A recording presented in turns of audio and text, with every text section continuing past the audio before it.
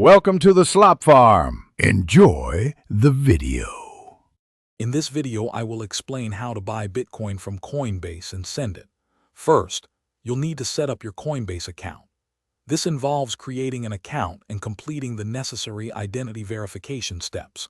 Once verified, link a payment method such as a bank account or debit card. Make sure your account is fully verified to access higher transaction limits and ensure a smooth experience. This foundational step is crucial for all future transactions.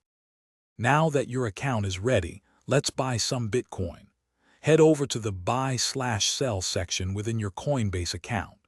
Select Bitcoin from the list of available cryptocurrencies. Enter the specific amount you wish to purchase, whether it's a dollar amount or a certain quantity of Bitcoin. Always take a moment to carefully review your order details before confirming the transaction. With Bitcoin in your wallet, you might want to send it to another address. Navigate to the Send/Receive tab and select the Send option.